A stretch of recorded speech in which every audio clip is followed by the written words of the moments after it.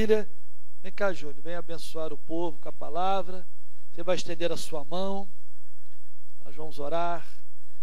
Amém. Senhor, muito obrigado, ó Deus, por este ministério em nossa igreja, que tem alcançado os nossos jovens desta cidade, de outras cidades. Tem, ó Deus, ministrado uma palavra de compromisso com Deus, de santidade, fidelidade a Deus.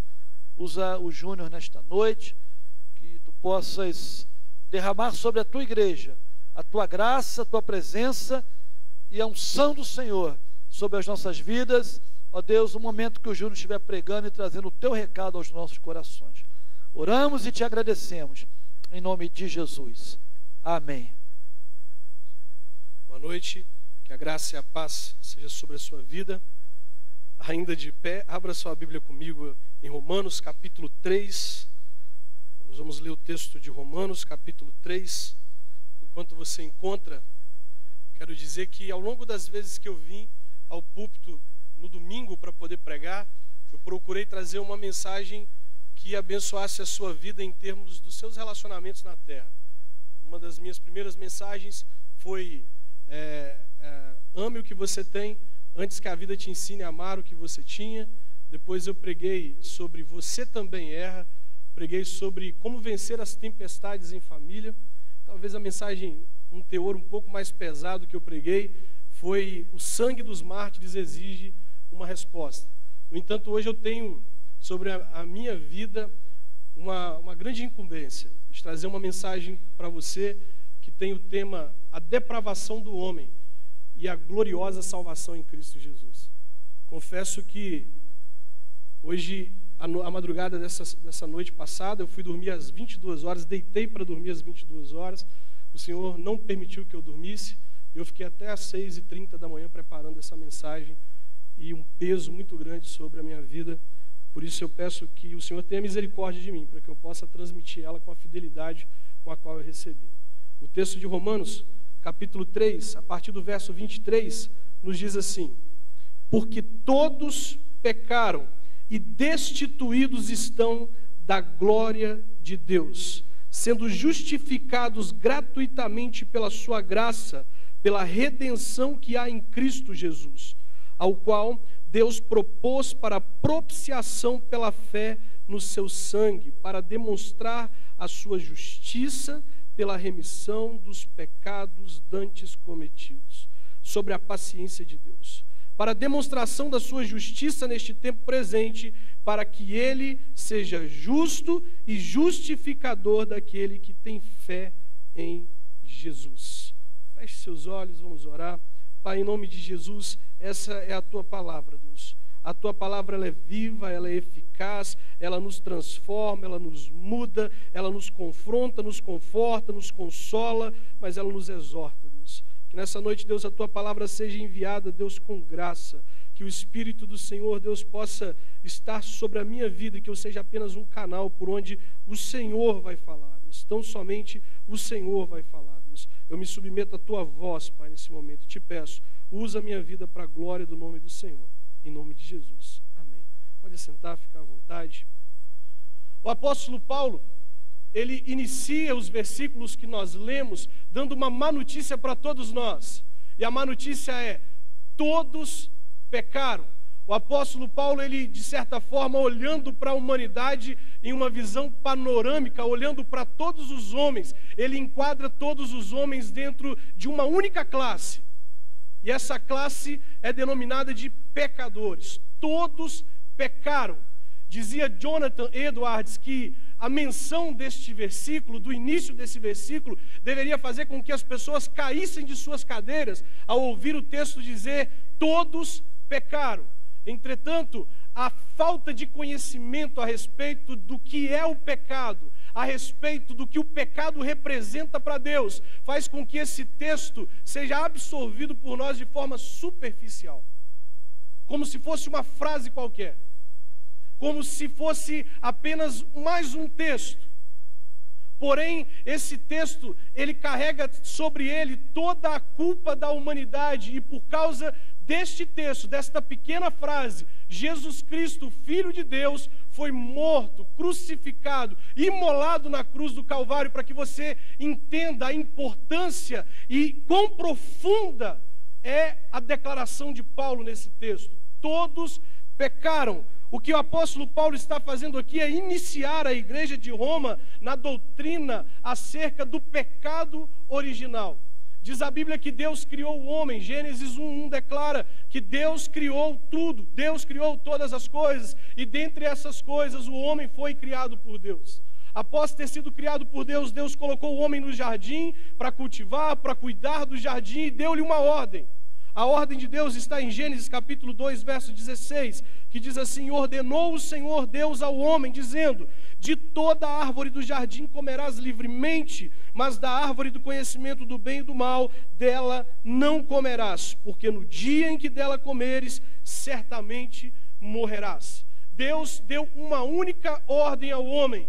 O homem era livre para ir e vir dentro do jardim. O homem poderia usufruir de todos os benefícios do jardim. O homem poderia se alimentar de todas as árvores do jardim. Deus privou o homem de apenas uma árvore. Deus disse: desta árvore, nesta árvore, não toque. Há uma pregação de Paul Washer, em que ele diz que no dia da criação, e ele diz que gostaria de estar naquele dia, e se nós estivéssemos no dia da criação, nós veríamos Deus dando ordens, e tudo cumprindo a ordem do Senhor. No dia da criação, o Senhor chamou no céu as luzes, haja luz, e o sol apareceu obedecendo a ordem de Deus. No dia da criação, o Senhor ordenou que houvesse separação entre terra e entre mar, e mar e terra obedeceu à voz de Deus, fazendo aquilo que Ele havia ordenado. No dia da criação, o Senhor ordenou que um jardim se estendesse, e esse jardim, ouvindo a voz de Deus, ao som da ordem de Deus, obedeceu à voz de Deus. Tudo, mar, montanhas, o céu, o sol, as estrelas, tudo que foi criado obedeceu à voz de Deus. No entanto, Deus ordena ao homem: da árvore do conhecimento do bem e do mal, desta não comereis, porque no dia em que dela comer, certamente morrerá. O único a desobedecer à voz de Deus foi o homem. Diz o texto bíblico que após ter criado o homem e ter visto que ele estava só, Deus decide então criar a mulher para que fosse a sua auxiliadora, idônea. Certa feita, a mulher, passeando pelo jardim, fazendo aquilo que era de rotina, ela encontra-se com a serpente, que tenta persuadi-la a comer do fruto da árvore do conhecimento do bem e do mal. E a justificativa da serpente era que Deus era um mentiroso, que Deus havia mentido. A serpente diz: é verdade que Deus disse que vocês não podem comer dessa fruta, da fruta dessa árvore? E ela diz: olha, Deus disse que nós poderíamos comer da fruta de qualquer árvore, menos desta, porque no dia em que dela nós comermos, nós morreremos. Então a serpente diz: é mentira, Deus mentiu para vocês, vocês não vão morrer. O dia em que dela vocês comerem, vocês serão como Deus. E diz o texto que a mulher, convencida pela serpente, tendo visto a fruta, e ela era boa aos seus olhos, ela come, leva ao seu marido, que também come aquela fruta, e os dois naquele momento desobedecem a Deus, tornando-se a partir daquele momento pecadores. A esse pecado, ao pecado de Adão, ao pecado de Eva, a cabeça, o tronco da raça humana, dá-se o nome de pecado original. Este é o que os teólogos dizem ser o pecado original. Quais foram os resultados do pecado deste casal? Quais consequências eles tiveram sobre si por causa deste pecado? Número 1, o pecado roubou a inocência do homem. O pecado roubou a inocência do ser humano. Desde o pecado, desde que pecamos e desde que conhecemos pecado, deixamos de ser inocentes. Diz o texto que homem e mulher estavam nus e não se envergonhavam. No entanto, após o pecado, diz a Bíblia que Deus vem ao encontro de Adão e chama por Adão, e Adão se esconde. E quando Deus pergunta: por que se escondeu, Adão? Adão responde: Senhor, eu ouvi a tua voz e estava nu, por isso me escondi. Antes, inocente, não havia constrangimento em virtude da nudez. Após o pecado, o homem deixa de ser inocente e começa a se constranger Por causa da sua nudez. A inocência do homem foi roubada. Segundo, o pecado tornou o homem um extremo egoísta. Diz o texto bíblico que quando Deus pergunta a Adão, Adão, por que comeu desta fruta? Adão atribui o erro à sua esposa. Foi a mulher que o Senhor me deu. Demonstrando profundo egoísmo da sua parte. Ora, ele também comeu, a ordem foi dada a ele. Diz o texto bíblico que Deus deu a ordem a Adão e não a Eva. Ele era o responsável por instruir a sua esposa, ele era o sacerdote sobre a vida dela. No entanto, quando Deus imputa a ele culpa, ele diz: foi a mulher que o Senhor me deu. Consequentemente, Eva transfere a culpa para a serpente, mostrando como a raça humana tornou-se profundamente egoísta. Número 3, o pecado trouxe a morte espiritual e posteriormente a morte natural. A penalidade descrita na ordenança bíblica quanto à desobediência de Adão foi clara. Deus disse: pois no dia em que dela comeres, certamente morrerás. Quando Adão desobedeceu a ordem de Deus, ele foi condenado à morte. Gênesis 3,19 diz: porquanto és pó, e para o pó voltarás.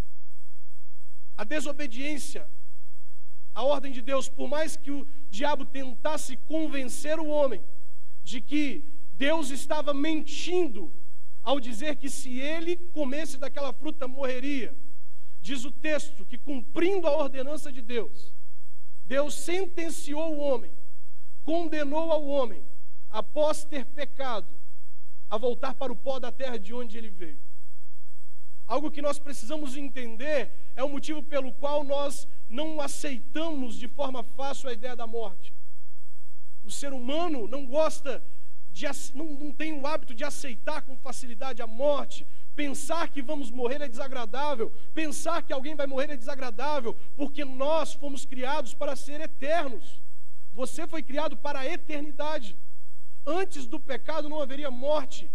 E quando você lê as Escrituras, se você lê 1 Coríntios capítulo 15, verso 20, você vai ver que a morte está profundamente atrelada ao pecado de Adão. Quando você lê as Escrituras, você vê, por exemplo, Romanos dizer que por causa de um só homem, a morte entrou no mundo. A partir do pecado de Adão, o homem passou a sofrer o castigo da morte. Adão e sua esposa. Número 4, o pecado arrancou o homem da presença de Deus. Deus é santo. Um atributo de Deus, e um dos atributos mais temíveis da personalidade de Deus é que Ele é santo. E a santidade de Deus diz respeito à total separação de pecado. Deus não se relaciona com pecado.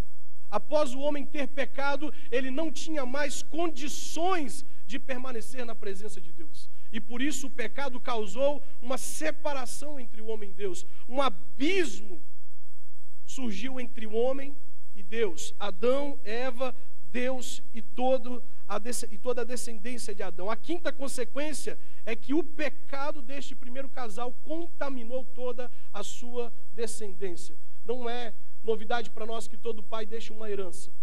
Seja ela uma herança genética, seja ela uma herança física, seja ela uma herança espiritual. Todo pai deixa uma herança. E diz o texto bíblico que Adão e Eva, após terem sido expulsos do Éden, eles tiveram filhos. E um desses filhos, tomado por profundo egoísmo, por inveja e por malícia, matou seu irmão, mostrando que o pecado dos pais foi transferido aos filhos. Diante de tudo que eu disse, eu tenho uma má notícia para você. E a má notícia diz respeito que eu e você somos também filhos de Adão. Eu e você herdamos em nós as consequências do pecado de Adão.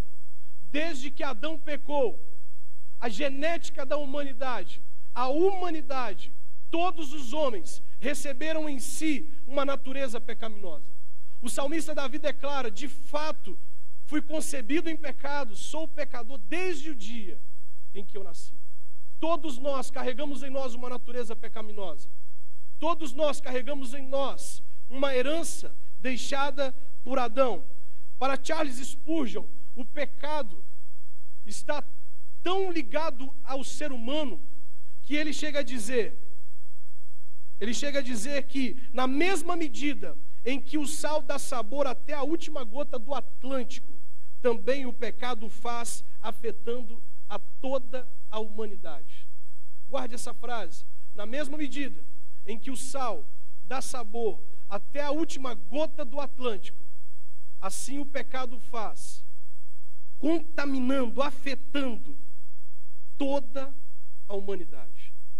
Nós somos da raiz de Adão, o tronco, a cabeça da humanidade, e herdamos dele o pecado. O pecado afetou a raça humana de tal modo que o homem sem o toque de Deus é completamente corrupto. Antes de nos encontrarmos com Deus, nós éramos totalmente corruptos. Não havia limites em nós.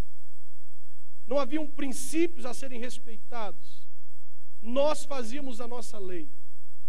A nossa carne era atendida de acordo com os seus desejos. O pecado afetou a humanidade de tal modo que nós nos tornamos corruptos, pecadores. O nosso corpo, se não for subjugado, dominado pelo Espírito, ele é inimigo de Deus. Deus ordena a santidade, a santificação. O nosso corpo, se não subjugado, se não dominado pelo Espírito, ele quer totalmente o oposto. Deus ordena aos solteiros que se abstenham do sexo fora do casamento, se o corpo não for subjugado ao Espírito. Nós queremos o oposto à vontade de Deus. Deus ordena aos casados que sejam fiéis, pois digno de honra é o matrimônio. Se o nosso corpo não for subjugado ao Espírito, se não for por um toque de Deus, o nosso corpo, a nossa natureza humana, quer o oposto daquilo que Deus determinou, porque antes do homem ter um encontro com Deus, ele e a sua carne é inimigo de Deus. A sua vontade é inimiga de Deus. Ele detesta as coisas de Deus e quer ser o Senhor da sua própria vida, quando deveria ser o servo. Mais uma vez, citando Charles Spurgeon, ele diz: um inferno de corrupção se acha dentro do melhor dos santos vivos. Charles Spurgeon diz que o mais santo dentre nós, se não tocado pelo Espírito, se não submetido ao Espírito, se não submetido à presença de Deus, encontra-se dentro dele um inferno de corrupção. O que isso quer dizer? O que isso quer dizer é que nós carregamos dentro de nós um extremo potencial para o mal. Isso quer dizer que nós, seres humanos, carregamos dentro de nós uma profunda corrupção e que nós podemos alcançar e executar tamanho mal que a gente não consegue imaginar. Isso diz respeito à total depravação da raça humana, até que se encontre com Deus, até que tenha um encontro com Deus. Eu simplifico isso. Nós estamos na igreja há quanto tempo? Nós servimos a Deus há quanto tempo? Talvez hoje você está visitando. Mas há quanto tempo estamos aqui? E nós estamos lutando pela santificação. Nós estamos cumprindo a ordenança de Deus de buscar a santificação, mas ainda assim, os nossos pensamentos não podem ser colocados aqui. Ainda assim, após anos de busca, após anos de submissão a Deus, a conversão é diária. A santificação é uma luta diária. Porque se fosse colocado neste telão tudo o que nós nutrimos nos nossos pensamentos, nenhum de nós sairia como inocente daqui de dentro. Nenhum de nós poderia dizer: ele está errado, a palavra de Deus está errada. Se não for o Espírito de Deus, se não for a submissão ao Espírito de Deus, todos nós carregamos dentro um potencial para extrema corrupção, para extrema maldade. Por causa dos nossos pecados, todos nós estávamos destinados a sofrer o castigo dado por Deus. Abra sua Bíblia comigo em Efésios capítulo 2, por gentileza. Todos nós igualmente, por causa dos nossos pecados, por causa da nossa maldade. E quando eu digo maldade, lembre-se do momento em que Jesus encontra o jovem rico, Se não me engano, em Lucas capítulo 18, quando ele encontra o jovem rico. Ao encontrar-se com aquele jovem, o jovem diz para Jesus: olha, bom mestre. Ele desfere um elogio a Jesus, dizendo que Jesus era bom. E o próprio Jesus, Filho de Deus, Deus encarnado, ele responde para aquele jovem dizendo: bom é Deus. E aquele jovem pergunta para Jesus: o que eu faço para ser salvo? E ele apresenta para Jesus um conjunto de boas obras. Eu não mato, eu não roubo, eu não dou falso testemunho, eu honro os meus pais, eu cumpro os mandamentos. O que eu faço para ser salvo? E Jesus diz a ele: falta-te uma coisa. Provando para ele que todo o conjunto de boas obras que ele tinha para apresentar ainda não eram suficientes para que ele fosse salvo.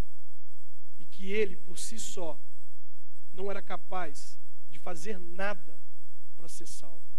Irmãos, tudo o que você fizer de você para alcançar a salvação será um esforço inútil. Nós não temos em nós capacidade de fazer algo para alcançar a salvação. A palavra de Deus diz que a salvação é um dom de Deus, concedido por Deus para que ninguém se glorie. A salvação vem por meio de Deus, e por causa dos nossos pecados, todos nós estávamos destinados a sofrer o castigo de Deus. Efésios 2, verso 1 diz assim: e vos vivificou, estando vós mortos em ofensas e pecados, em que noutro tempo andaste segundo o curso deste mundo, segundo o príncipe das potestades do ar, do espírito que agora opera nos filhos da desobediência, entre os quais todos nós também antes andávamos nos desejos da nossa carne, fazendo a vontade da carne e dos pensamentos. Agora preste atenção: e éramos por natureza filhos da ira, como os outros também. Filhos da ira. Esta passagem diz respeito às pessoas que antes, conforme o texto diz, andavam em desobediência, governados pela sua carne, guiados pelos seus maus desejos. O texto diz que essas pessoas, filhos da ira, sofreriam o castigo da ira de Deus. Ao dizer que são filhos da ira, o texto está expressando que eles herdariam a ira de Deus sobre eles, por causa de toda a maldade, por causa de todo o pecado. A nossa dívida era muito grande, ela era imperdoável e impagável. Às vezes, quando você deslumbra e tenta entender o pecado na humanidade, você pensa: mas por que o pecado tem uma gravidade tão grande? Por que os nossos pecados nos condenam à morte e a uma eternidade distante da presença de Deus? Porque o pecado, ele é uma ofensa a um Deus infinitamente santo, infinitamente puro e infinitamente justo. Os nossos pecados têm um peso muito grande. Os nossos pecados trazem sobre si um profundo peso, um grande peso, porque ele é uma ofensa a um Deus infinitamente santo, infinitamente puro e infinitamente justo. Pecar é ofender a Deus, pecar é ofender a glória de Deus, e por causa desses pecados não havia ninguém que pudesse pagar ele no nosso lugar. O homem nenhum sobre a terra, sobre a face da terra, poderia se apresentar diante de Deus dizendo: Senhor, eu não cometi nenhum pecado. Nós sabemos que se você tem uma dívida com alguém, você pode me procurar e eu dizer assim: olha, eu vou pagar essa dívida, e eu pago a sua dívida e você é livre. Entretanto, as Escrituras nos dizem que somente a morte de um justo seria capaz de anular a nossa dívida com o pecado. E não havia sequer um justo sobre a face da terra. Não havia uma pessoa que pudesse se apresentar para pagar o pecado no nosso lugar. O texto de 1 João capítulo 1, verso 9 diz que se nós dissermos que não temos pecado, nós somos mentirosos e fazemos Deus de mentiroso. Irmãos, todos pecaram, não havia alternativa para nós. Os nossos pecados ofenderam a Deus de tal modo que por causa deles nós estávamos destinados a sofrer o castigo da ira de Deus. Todos nós igualmente sofreríamos o castigo da ira de Deus. Lá do seu trono, na glória, o Senhor olhava para a terra e bradava. Isaías capítulo 6, verso 8. Quem há de por nós? A quem eu enviarei? Tente imaginar do céu Deus olhando para toda a corrupção da humanidade. Tenta olhar para o céu e Deus vendo tudo que hoje você vê nos jornais. Deus vendo tudo que os noticiários declaram sobre a maldade do homem. Hoje, quando eu abri o meu Facebook, um pastor amigo meu compartilhou a notícia de que um dos pastores da igreja dele, evangelizando em uma comunidade em Belford Roxo, foi morto por um cara que ele estava evangelizando. Ele ainda orou pelo cara e o cara ainda matou ele. Deus olhou para a maldade do homem. Deus olhou para a maldade do ser humano. E só havia uma alternativa, já que não existia alguém que pudesse se oferecer para ser a propiciação pelos nossos pecados, destruir a humanidade. Todos nós estávamos condenados à morte. E Deus bradava do céu: quem há de por nós? A quem eu enviarei? E ao mesmo tempo ele olhava para a terra, ele bradava: quem eu vou enviar? E ele olhava para a terra procurando um. E diz o texto no Salmo 14: o Senhor olhou desde os céus para os filhos dos homens para ver se havia algum que tivesse entendimento e buscasse a Deus. Desviaram-se todos e juntamente se fizeram imundos. Não há quem faça o bem, não há um sequer. Eclesiastes 7:20 diz: na verdade, não há um homem justo sobre a terra que faça o bem e que nunca peque. Não havia um. Não havia ninguém. Não havia esperança para nós. Nós estávamos destinados à condenação no inferno. Até que quando Deus diz: quem há de por nós? Jesus Cristo, o Filho de Deus, se oferece para deixar a sua glória no céu, abrir mão de tudo que tinha, para vir a essa terra e se entregar no nosso lugar, para que, conforme diz Hebreus, nós não temos um sumo sacerdote que não se compadece das nossas fraquezas. Antes, temos Jesus Cristo, o sumo sacerdote que veio a esta terra, foi tentado em tudo, mas não pecou. Jesus Cristo, o Filho de Deus, justo, santo, se fez homem, andou entre nós para sofrer o que nós sofremos, para ser tentado como nós somos tentados, para passar por tudo que nós passamos, mas para viver uma vida reta, justa, para chegar ao fim de sua vida e ser imolado na cruz do Calvário como oferta para pagar a nossa dívida. A cruz de Cristo evidencia algumas coisas. Evidencia a ira de Deus contra o pecado. Diz que todo o pecado da humanidade estava sobre ele no madeiro. Ele levou sobre si todo o pecado. Todo o pecado foi transferido sobre Cristo. Todo o pecado da humanidade. Não havia um justo até que Cristo se oferecesse. E este, o justo, levou sobre si todo o pecado da humanidade. E a cruz de Cristo revela a ira de Deus contra o pecado. No entanto, a cruz de Cristo revela algo que nos constrange. Algo que o cristianismo moderno tenta maquiar. Algo que o cristianismo moderno tenta fazer ficar bonito. Diz a frase que Deus odeia o pecado, mas que Ele ama o pecador. Deus ama o pecador que se arrepende.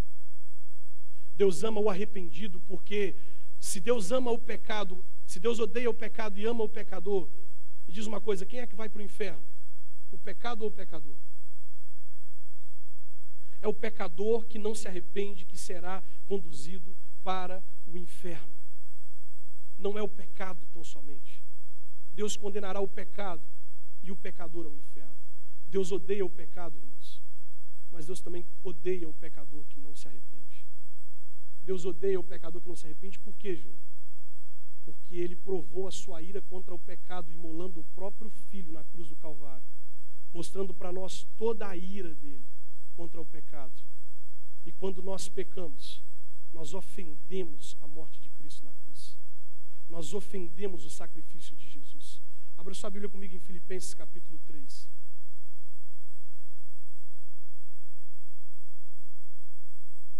Filipenses capítulo 3.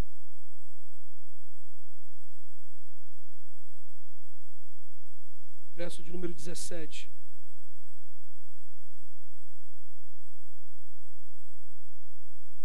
O apóstolo Paulo nos diz assim: meus irmãos, continuem a serem meus imitadores e olhem com atenção também os que vivem de acordo com o exemplo que temos dado a vocês. Já disse isso muitas vezes e agora repito chorando. Existem muitos que pela sua maneira de viver se tornam inimigos da mensagem da morte de Cristo na cruz. Eles vão para a destruição no inferno, porque o Deus deles são os desejos do corpo. Eles têm orgulho daquilo que devia ser uma vergonha e pensam somente nas coisas deste mundo. Quando nós pecamos após a crucificação de Cristo e não nos arrependemos dos nossos pecados, nós nos tornamos inimigos da morte de Cristo na cruz. Enfim, é impossível que eu e você possamos entender a gloriosa salvação em Cristo Jesus, a menos que você entenda quão mal nós estávamos, quão complicada era a nossa situação, a menos que você entenda que nós estávamos caminhando conforme a palavra de Deus nos diz, como ovelhas dispersas, sem um pastor, todos caminhando para receber sobre si o castigo da ira de Deus. A menos que você entenda isso, você não vai entender quão grande foi a salvação em Cristo. A menos que você entenda o quanto o pecado ofende a Deus, você não será capaz de entender o tamanho da salvação em Cristo. Por fim, eu quero que você faça a gentileza de abrir a sua Bíblia comigo em Isaías capítulo 53. Enquanto você abre, fique de pé, por favor. Isaías capítulo 53.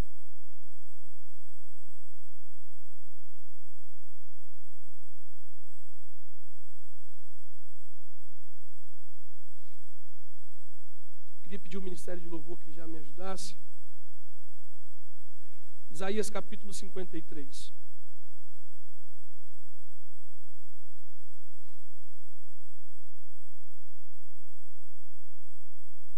O verso de número 1 diz assim: o povo diz: quem poderia crer naquilo que acabamos de ouvir? Quem diria que o Senhor estava agindo? Pois o Senhor quis que o seu servo aparecesse como uma plantinha que brota e vai crescendo em terra seca. Ele não era bonito, nem simpático, nem tinha nenhuma beleza que chamasse a nossa atenção ou que nos agradasse. Ele foi rejeitado e desprezado por todos. Ele suportou dores e sofrimentos sem fim. Era como alguém que não queremos ver. Nós nem mesmo olhávamos para ele e o desprezávamos. No entanto, era o nosso sofrimento que ele estava carregando. Era a nossa dor que ele estava suportando. E nós pensávamos que era por causa das suas próprias culpas que Deus o estava castigando, que Deus o estava maltratando e ferindo. Porém, ele estava sofrendo por causa dos nossos pecados. Estava sendo castigado por causa da nossa maldade. Nós somos curados pelo castigo que ele sofreu. Somos sarados pelos ferimentos que ele recebeu. Todos nós éramos como ovelhas que se haviam perdido. Cada um de nós seguia o seu próprio caminho. Mas o Senhor o castigou. Mas o Senhor castigou o seu servo. Fez com que ele sofresse o castigo que nós merecíamos. Ele foi maltratado, mas aguentou tudo humildemente. E não disse uma só palavra. Ficou calado como um cordeiro que vai ser morto, como uma ovelha quando cortam a sua lã. foi preso, condenado e levado para ser morto. E ninguém se importou com o que ia acontecer com ele.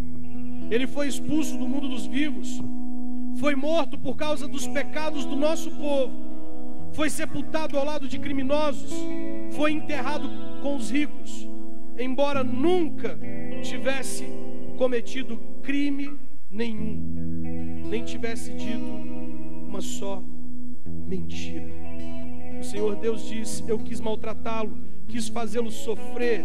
Ele ofereceu a sua vida como um sacrifício para tirar pecados, e por isso terá uma vida longa e verá os seus descendentes. Ele fará com que o meu plano dê certo.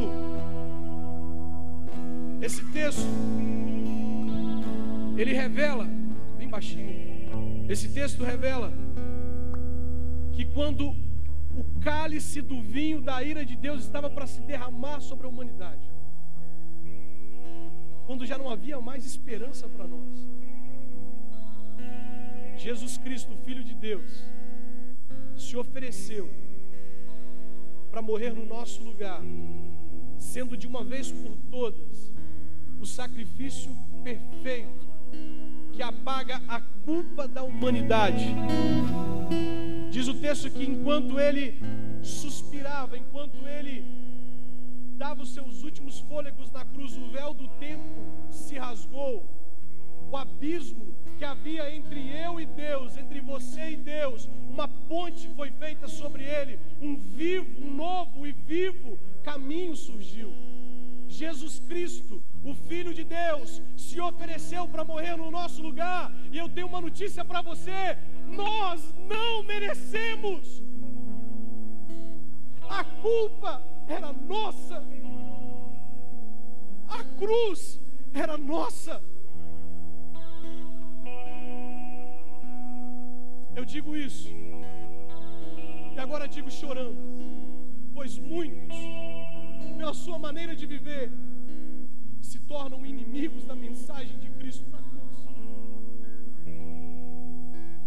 Igreja do Senhor, você visitante que está aqui hoje, arrependa dos seus pecados, porque a cruz denuncia a ira de Deus contra o pecado, mas a cruz denuncia a ira de Deus contra o pecador que não se arrepende. Só há uma maneira de você ser salvo,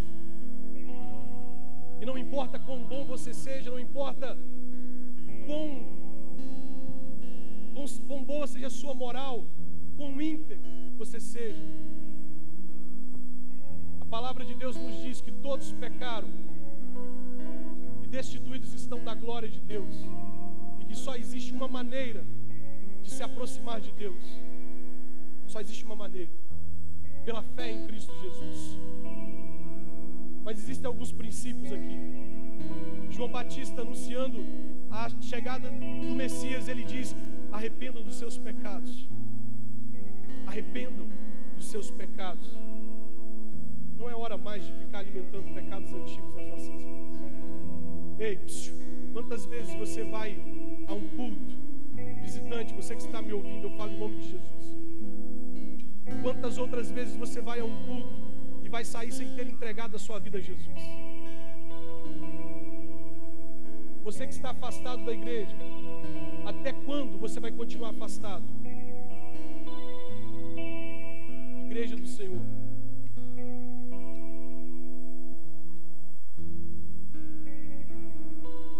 até quando nós, os santos, vamos continuar permitindo pecados antigos nas nossas vidas?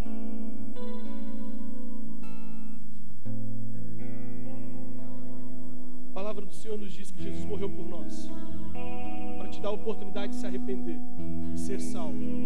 Mas ela também nos diz: e a vós que sois atribulados, descanso conosco, quando se manifestar o Senhor Jesus desde o céu, com os anjos do seu poder, com labareda de fogo, tomado de vingança dos que não conhecem a Deus e dos que não obedecem ao Evangelho de nosso Senhor Jesus Cristo, os quais por castigo padecerão a eterna perdição, longe da face do Senhor e da glória do seu poder. Eu concluo essa mensagem dizendo: não é hora mais de brincar, nunca foi. Mas o dia da sua salvação está mais perto agora do que no dia em que você creu. Perto está o reino de Deus. Os noticiários evidenciam que a Bíblia é a verdade. O cumprimento de toda a Escritura está nos jornais. Nenhum de nós mais pode negar que Jesus está voltando. Ele vem para buscar a sua igreja. E o meu desejo, ao pregar essa mensagem, é que no dia que Ele vier nos buscar, todos nós que estamos aqui hoje possamos subir com Ele para a gloriosa salvação. Mas só há uma forma: arrependa dos seus pecados hoje, pois perto está o reino de Deus. Senhor, no nome de Jesus, eu fiz o que o Senhor mandou, Pai. Essa foi a palavra que o Senhor revelou. Senhor, ao Senhor, Deus, tudo aquilo que foi dito. Ao Senhor, Pai, tudo aquilo que foi dito. Foi o Senhor quem disse, Pai. Essa foi a Tua palavra, Deus. Eu não fugi da Tua palavra, é a Tua palavra. Que nós possamos sair por aquela porta hoje, Deus, arrependidos da nossa velha vida. Arrependidos de estar, Deus, perto do Senhor e de estar longe ao mesmo tempo. De olhos fechados, cabeça curvada e intercessão, eu queria saber se nessa noite há alguém neste lugar que, após ouvir essa mensagem, após ter ido à igreja várias vezes, mas apesar de ter ido várias vezes, ainda não fez um compromisso com Deus, mas hoje, ao ouvir essa mensagem, entendeu que hoje é o dia de ter um compromisso com Deus. Se há alguém entre nós que deseja cumprir o que a palavra de Deus diz, crer no Senhor Jesus, por meio de uma declaração pública, eu quero saber, há alguém entre nós que quer aceitar Jesus como seu único e suficiente Salvador? Se há, faça um sinal com a sua mão onde você estiver. Você que veio a esta igreja hoje, após ouvir essa mensagem,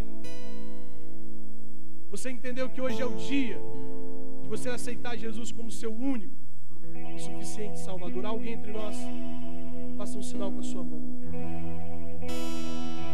De igual forma, eu gostaria de saber se há alguém entre nós que andou afastado dos caminhos do Senhor, mas hoje, ao ouvir essa mensagem, entendeu que não deve mais andar longe do Senhor. Glória a Deus. Amém. Alguém que quer voltar para os caminhos do Senhor aqui nessa noite, faça um sinal com a sua mão onde você estiver. Você que andou afastado, mas hoje entende que você precisa voltar, fazer um concerto com Deus. Alguém, faça um sinal com a sua mão onde você estiver.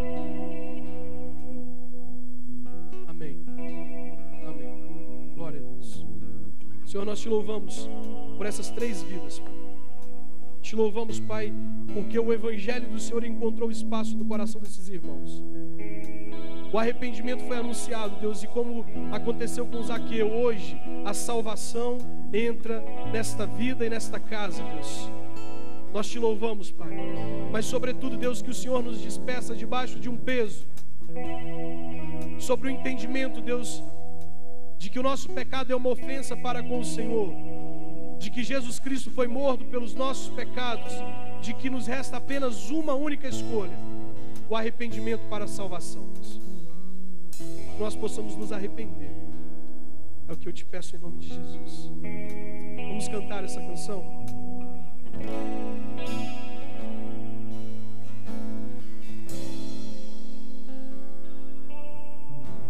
Jesus, preciso tanto me humilhar.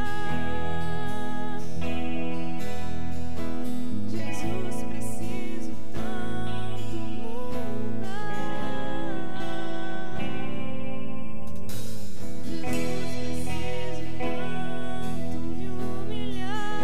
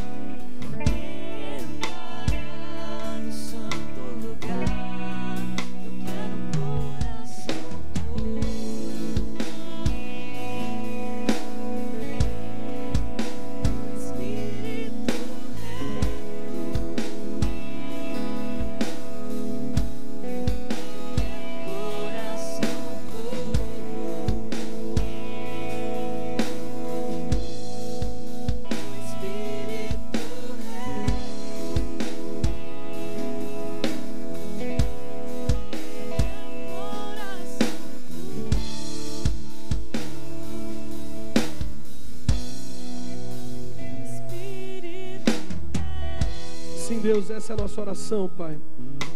Dá-nos um coração puro, um espírito reto, Deus. Um coração que se arrepende, um coração que entende, Deus, quão gloriosa foi a salvação em Cristo Jesus. Nós te louvamos pela salvação, Pai. Você pode abrir os seus lábios e louvar o Senhor por tão gloriosa salvação. Na cruz do Calvário, Jesus Cristo, o Filho de Deus, estava sofrendo o castigo que nós merecíamos para reconciliar o homem com Deus. Abra os seus lábios e glorifique o Senhor. Exalte Ele por tamanho favor imerecido, por tamanha graça.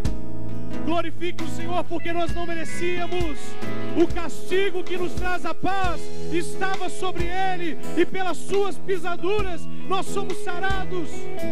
Nós somos sarados. Um novo e vivo caminho se abriu sobre o abismo que existia entre nós e Deus. Jesus Cristo, a nossa salvação. Jesus Cristo, Filho de Deus, o justo, o santo, o puro, o verdadeiro. Porque Deus amou o mundo de tal modo que entregou o seu único filho, o seu filho unigênito, para que todo aquele que nele crê não pereça, mas tenha a vida eterna.